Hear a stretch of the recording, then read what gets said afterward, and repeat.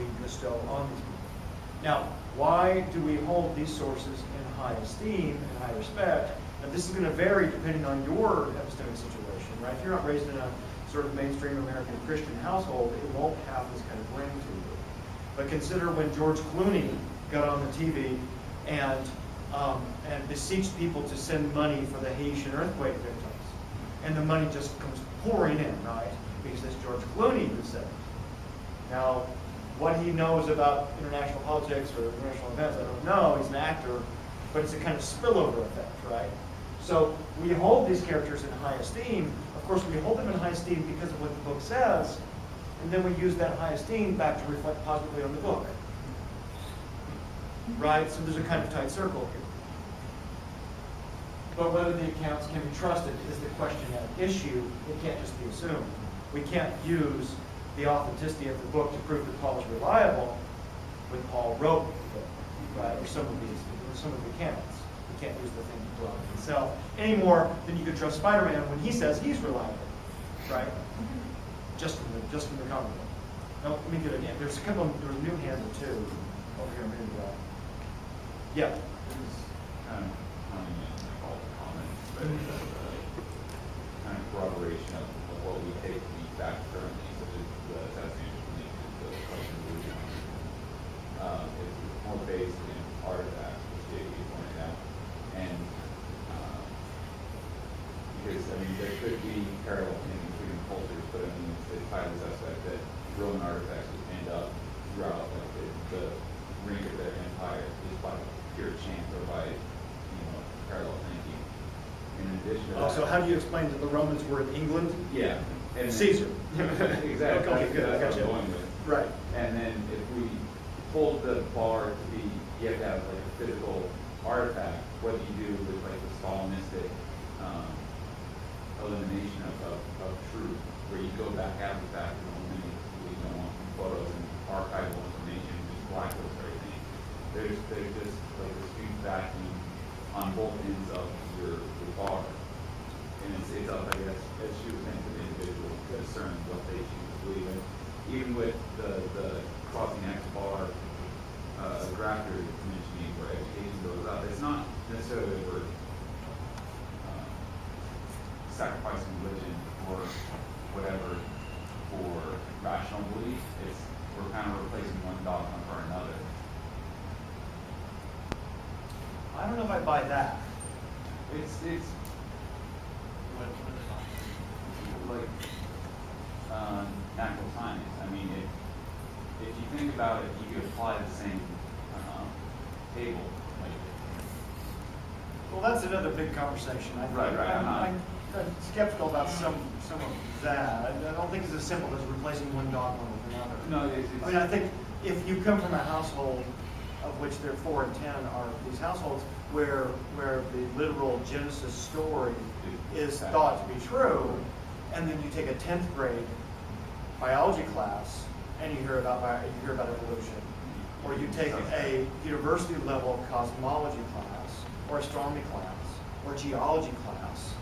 It's not a matter of replacing one dogma with another. It's a matter of, oh wow, we've got way better evidence for thinking that the universe is 13.7 billion years old than we've got for thinking that the universe is 10,000 years old. Right.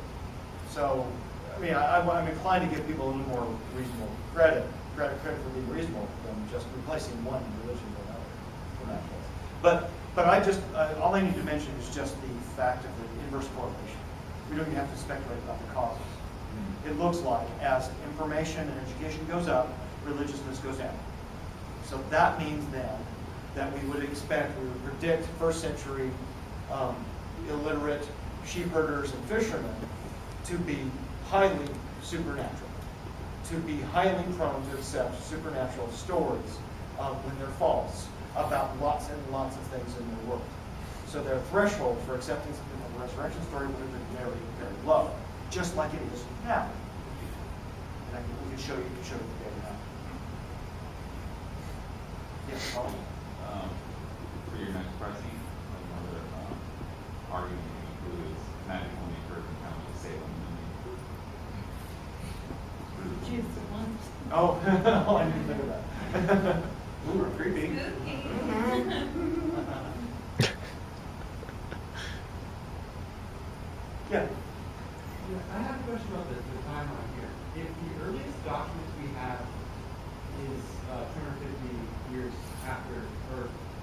about 30 years after the resurrection, how do we know exactly when Mark and Luke those were written?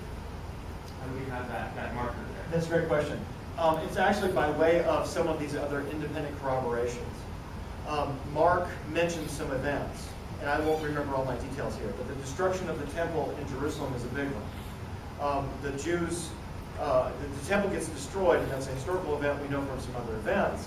And based on what some of the Gospels mention and what some of the Gospels do not mention, we can locate them roughly. You know, there's debate here about give or take 10 years. Roughly, we can predict where that Gospel was written on that basis. Now, I've made a lot about this gap, about these copies. But as I understand from historians who are better at this stuff than me, the copy errors that happen in this process from when the Gospel's written to when we have the next fragment. This process, we've got a pretty good handle about where, how, and when changes get made. And we can find them, because during this era, there are hundreds or thousands, and there are even lots of other documents that start. As you go forward in history, we get more and more documents. We find more and more documents. And then what you can do is, if we've got all these other documents, we can cross-reference them. And if we find this one that's in northern Egypt, and we find this one that is in Greece, we can corroborate them and see, and we can say, oh, well, these are separate lines of copying that diverged 100 years ago. Let's see how much they got changed. And you can actually compare them and see how much change happened between them. And you can figure out what caused those changes. Sometimes a copyist would add little elaborations in the margin, or add something new that occurred to them. And the next guy who copied would incorporate it into the text. And then the next guy would take it out and add something else. And one guy would make a mistake with punctuation, the other guy would continue to copy it. And we'd see where those occur. And we actually know about thousands and thousands of those kinds of new introductions and changes and shufflings. So we've investigated a lot about how the copying process changes things over time here. There's little things too that I like, that I think are very interesting. There is one and only one mention in the Bible about Jesus being the son of a carpenter. That's in John. So now consider the tiny bottleneck through which that piece of information that's become widespread, everyone knows that, right? And consider the widespread sort of belief, how much modern belief rests on that tiny little bottleneck. Now suppose that guy who wrote that sentence had said Jesus was a tax collector, or Jesus was a magician. And that one inclusion of a single sentence would change the entire history. Well, actually, I'm overstating the point, because most likely what would have happened is that when the canonization happens in the 250s, in 275 and thereabouts, they would have fixed it. Or they would have gotten rid of anything that said something like, Jesus was a mere man. That wouldn't have made it into the New Testament, so you would have never heard that story. There's different stories. We've got a gospel according to Judas. We've got a gospel according to Peter. We've got a whole variety of other documents, none of which are part of the official New Testament Bible, and they all tell very different stories about Jesus. What we don't know about those, many of those were destroyed, or they were lost, or we have fragments of them that have survived, and when we do compare those, they're very different. So canonization is actually responsible for along the character, along the flavor of the stories we've got, which should raise other doubts about whether or not you should trust this supernatural story about these events from the 30s. Yeah? Well, I guess in that sense, when the canonization happened, of course, there was an aversion to something that wouldn't bolster the canonizer's beliefs, but at the same time, they were kind of doing some of the same things that you're doing as well, and kind of looking at their sources and saying, well, this one from this and this historical reference clearly was written 50 years ago, and we want things that were closer to when Jesus was around. Or they're clearly loaded with Gnostic ideas, and so they were able to recognize that Jesus' disciples were kind of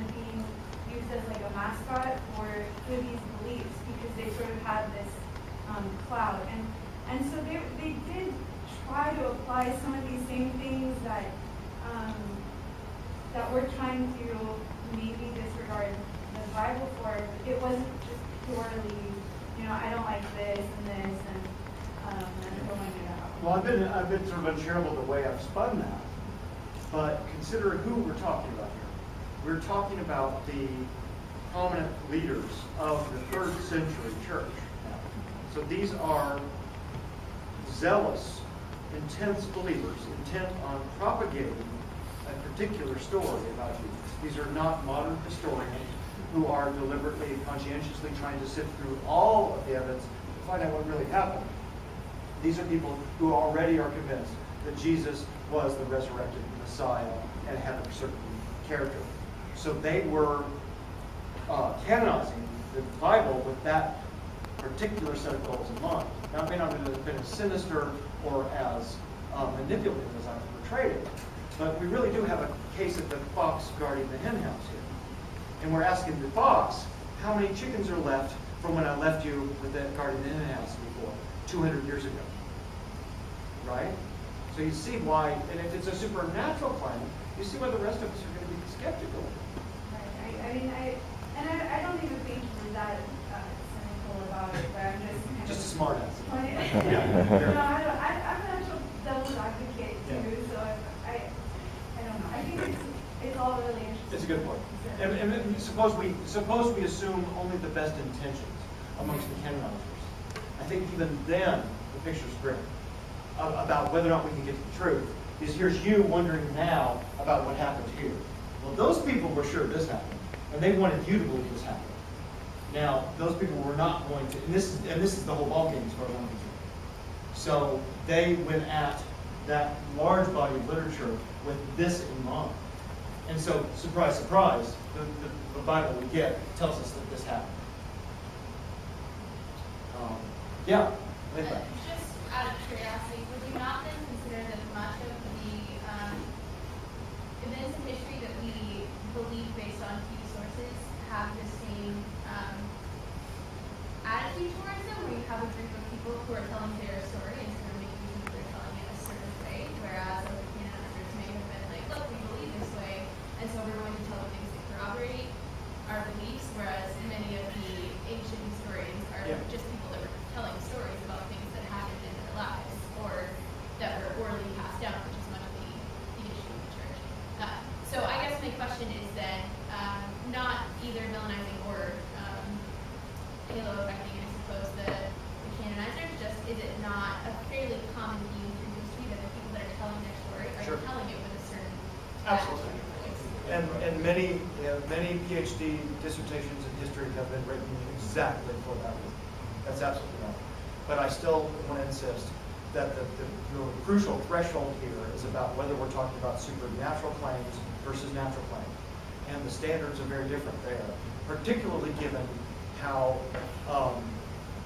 highly prone to supernatural, magical, religious beliefs humans are, and how high their error rates are with regard to religious matters. And that's all. Those are arguments I make. Jim. Well, and just on that point, sure, like somebody said that the history is written by the victors, but it just occurred to me a great counter proposal is to think of the case of the Native Americans. Now the people writing American history throughout the time that the Native Americans were being dispossessed and murdered and all that, had all kinds of incentive to cover it up, to whitewash it, and yet we're still able to figure out that it was pretty much genocide. And why is it corroborated? And even in spite of the fact that there were all kinds of people who had plenty of incentive. So what we have a difference here is we have canonizers who are a handful of zealous men who had widely varying accounts of supernatural things that in other contexts we would find very hard to believe anyway, to begin with. Compared to a case where we have many people writing accounts of Native Americans where even in spite of their own ideological bents, we're able to converge on an account that is not flattering to them. I think it's all a good point. Although it took a bunch of really hard, serious history work, and I thought of this several times in this conversation. This is now a famous book, Howard Zinn's People's History of the United States, which tells the other side. It tells the United States history from the side of the Native Americans women, minorities, blacks, immigrants, and all of the downtrodden, the losers, not the victors, but from the loser's perspective.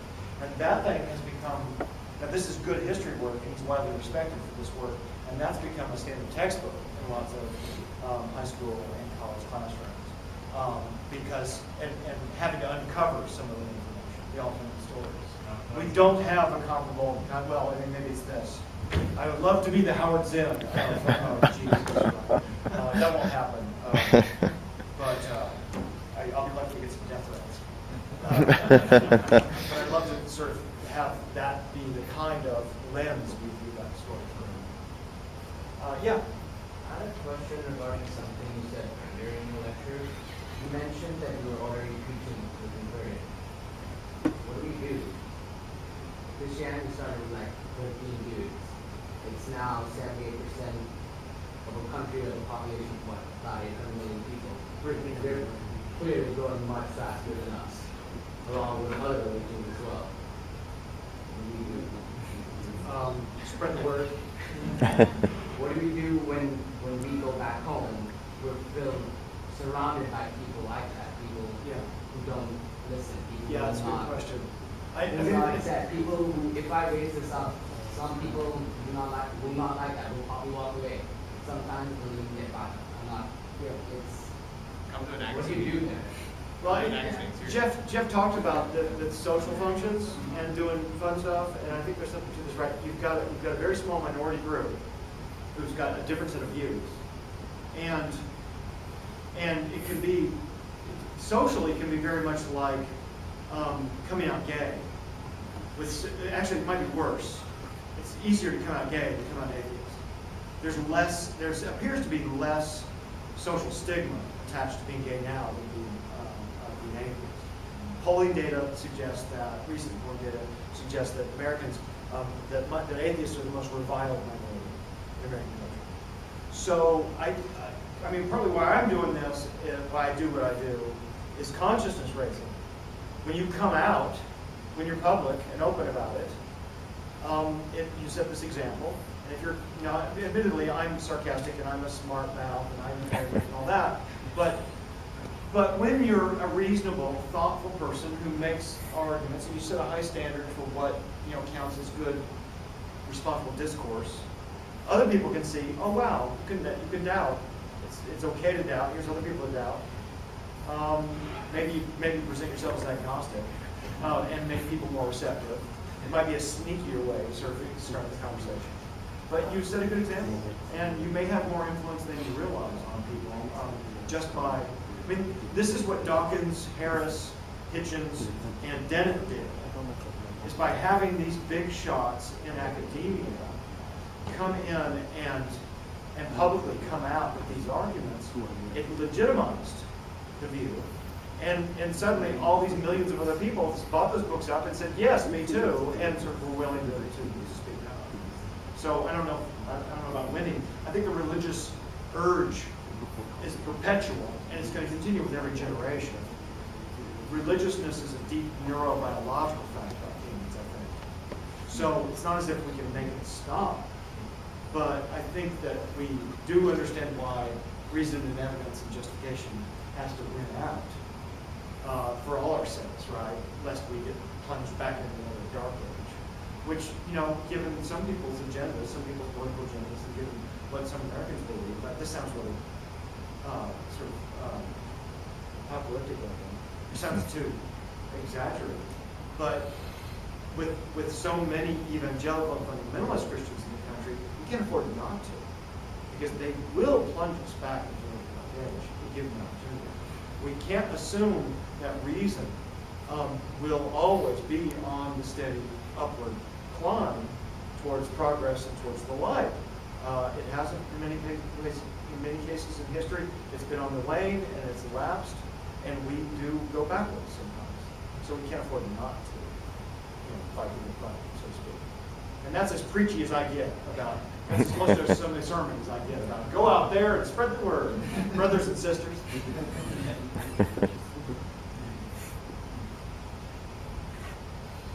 Yeah.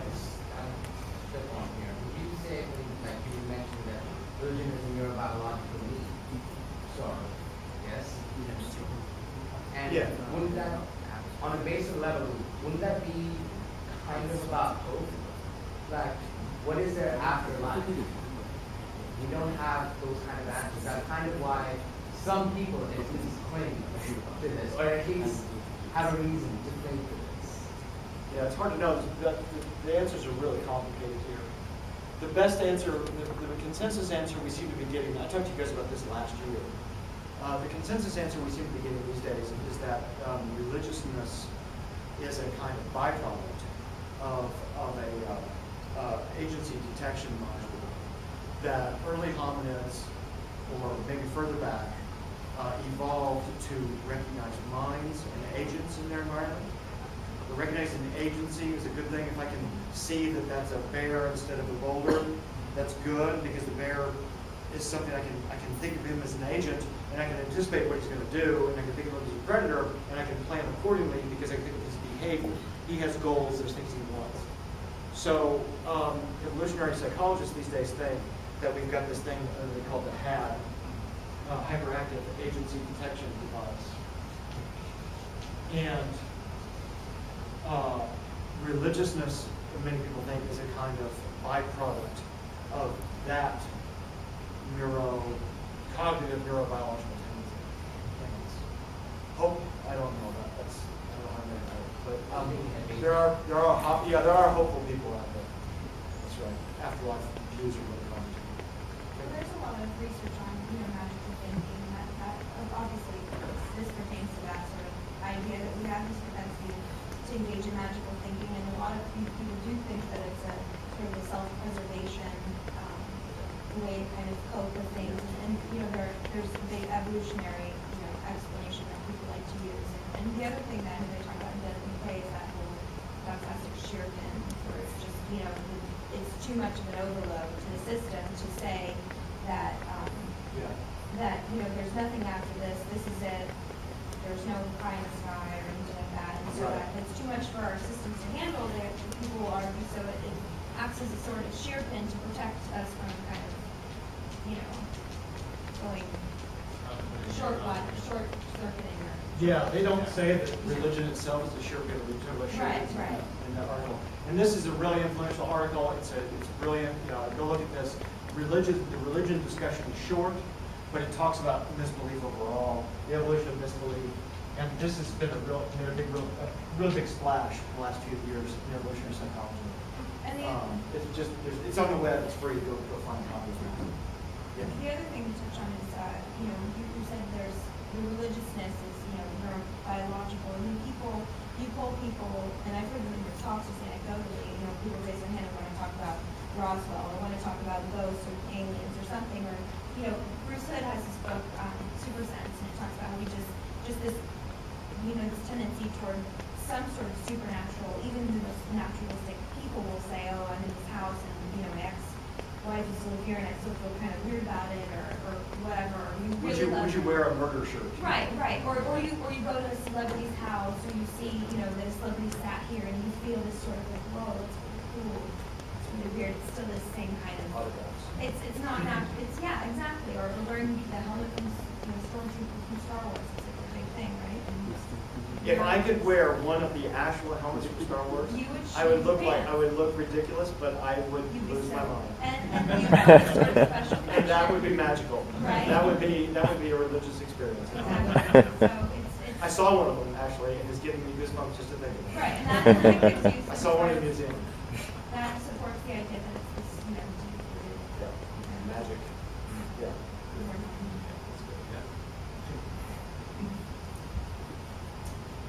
I'm ready. Thank you, folks, for coming.